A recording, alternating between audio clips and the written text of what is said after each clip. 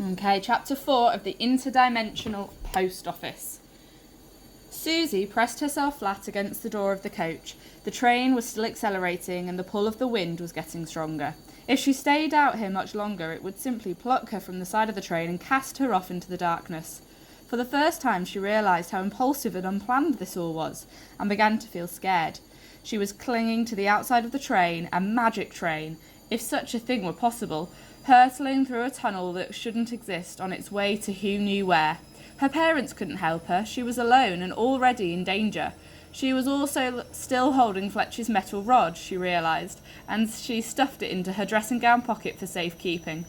She had meant to throw it back to him before she jumped, but there hadn't been time to think, nor was there time to feel guilty now. She made sure her grip on the handle was secure, then raised her free hand and knocked as hard as she could on the door.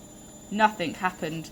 The door had a small window set into it, and a blind had been folded closed behind it, so she couldn't see in. She knocked again, so hard she hurt her knuckles. "Hello?" she shouted. Is anyone there? Wilmot, please!" Nobody answered, and her imagination taunted her with a horrible idea. What if Wilmot couldn't hear her over the noise of the engine? She would be stuck out here alone until... The door swung open, knocking her back on her heels. She tried to regain her grip on the handle, but her fingers slipped. Right in front of her was Wilmot, his eyes wide with shock in the small gap between his collar and his cap, as she desperately windmilled her arms. "You!" he yelped. "Help!" she cried as she started to tip backwards.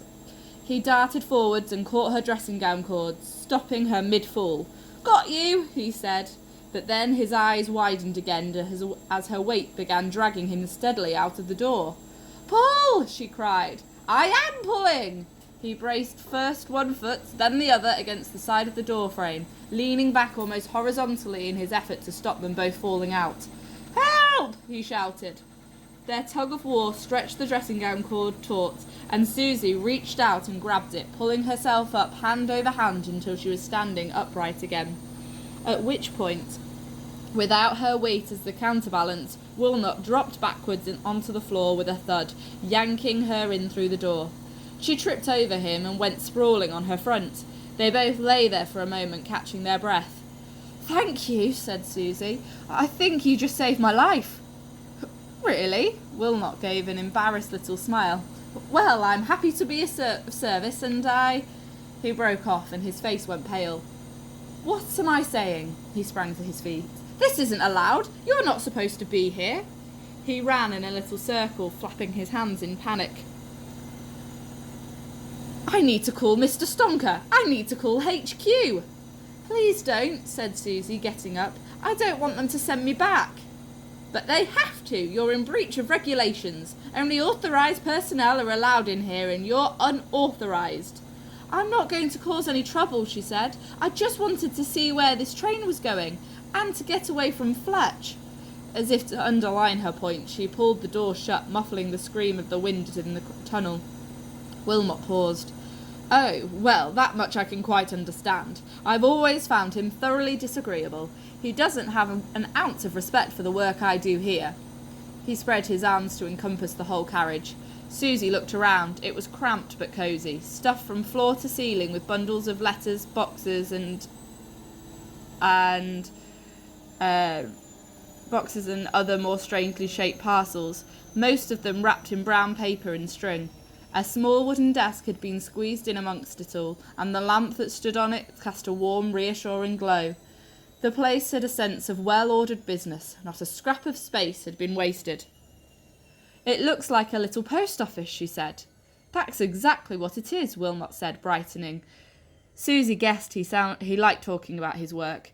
"We receive, sort and distribute mail from throughout the impossible places. No package too big, no postcard too small. Come rain, shine, or meteor shower," she chipped in. "Yes, Stonker told me. But what are the impossible places?" The question appeared to surprise him. "You mean you don't know?" He frowned. He seemed to be constructing his answer in his head, and Susie guessed he was trying to find words for something so self-evident that he had never dreamed he would have to explain it to anyone. It made her feel a little foolish. "Their home," he said, with a little shrug. "The Union of Impossible Places, or sometimes just the Union for short. All the weird and magical places that don't quite fit anywhere else." "Yes, but where are they?" she said. "Are they different countries, different planets?" "They're a bit of everything, really," he said. "Cities, realms, worlds and dimensions, plus a few spaces no one can quite agree on a name for. All different shapes, sizes and types, threaded throughout reality." Susie blinked. Her brain was so busy trying to process such a huge concept that it wasn't able to provide her with a better reply than, "It all sounds very interesting." "Interesting?" Wilmot lifted his cap and scratched his head in thought. "Yes, I suppose it is, really, and I'm quite lucky that my job lets me see a lot of places, even if it's never for very long. I'm usually too busy in here." Susie looked around and for the first time realised that what was missing from the sorting car. "Do you do all of this by yourself? There's no one here to help you?" "In an ideal world, I'd have a sorting team and a squad of posties to handle the deliveries," he said. "My grandfather was in charge of a dozen sorting cars like this one, and a staff of 100 trolls. My father had a staff of 50. Of course, things were very different in those days, but I do my best." Susie looked again at the towers of letters and boxes. "But there's so much of it." "Yes, I suppose there is." He gave a nervous laugh, as though only just realising this fact himself. He soon rallied. "But it's nothing a little hard work can't fix. The Union has depended on the Impossible Postal Service and its express trains for generations, and we're still as reliable as the day we were founded." The train jolted and he fell over sideways. Susie helped him up again. "That was the end of the tunnel," he said, and his anxiety returning. "We're almost there." "Almost where?" She hurried to the little window in the door and pushed the blind aside. The land outside was featureless, a desert of frosty blue and stretching to the horizon, broken only by the frosty blue sands stretching to the horizon, broken only by the skeletons of a few dead trees. But the sky. Susie stared in wonder. She had never seen so many stars, not even in the astrophysics books she had insisted the library start stocking, so she could borrow them. They pulsed and flared like fireworks, strobing yellow, purple and green against the neon ink stain of a huge nebula. Whatever sky this was, it was a long way from her own. "It's beautiful," she exclaimed. "Where are we?" When Wilmot didn't answer, she tore her eyes away from the window to see him pacing in circles around the desk, clutching a small square parcel in one hand and an antique fob watch in the other. "She'll turn me to stone," he fretted, "or file a complaint, or both." "Who will?" said Susie. Wilmot jumped as though he had forgotten she was there. "This is a priority package," he said, holding it up for her to see. "That means a 5-hour delivery time, doorstep to doorstep, guaranteed." She looked at the address on the parcel. It read simply, "The Lady Crepuscula, the Obsidian Tower, the Crepusculan Wastes." And below that, in red ink, "Fragile." "Who's the Lady Crepuscula?" she asked. "It's been 5.5 hours already," he said, recommencing his pacing. "We're 30 minutes late." "I see." Susie couldn't understand why he was getting so worked up about a simple parcel when the wonders of the cosmos lay right outside his door, but realised it wouldn't help his mood to say so. Instead, she said, "She might be a bit annoyed, but I'm sure she'll understand if you just explain why you're late." "Explain?" he said. "Nobody explains things to Lady Crepuscula. She's the most powerful sorceress in the Union. One of the highest authority. She explains things to you." The colour was draining from his face again. "Oh, what am I going to do? I can't face her like this. She'll blast me into next Tuesday." "She's not really that bad, is she?" said Susie. "She's worse. She's perfectly horrid." Susie looked at the quivering little figure in his oversized uniform, and two things happened at once. The first was that she realised she felt sorry for him.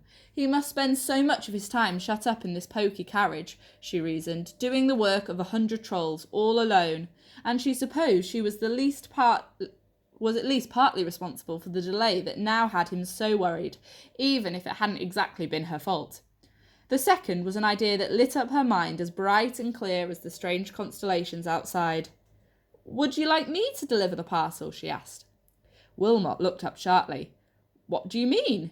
"I mean, you don't have to ring her doorbell and get shouted at. I could do it for you." "But you can't," he said. "Only I'm allowed to make deliveries." "Your father and grandfather had people to do it for them," she said, "and you said you'd like to have your own team." Wilmot lifted his cap and fussed with the thatch of nut-brown hair underneath. He seemed caught somewhere between confusion and excitement. But that was different," he said. "They were all professional postal trolls. They'd had years of training." "What if I just rang the doorbell, gave her the parcel, and get her to sign for it?" Wilmot's face lit up. "So you are qualified!" She smiled and held out a hand for the parcel. He was about to pass it over when she pulled her hand away. "There's just one condition," she said. What do you mean?" "If I help you, you won't call HQ or Stonker or anyone else. I get to ride along for a bit."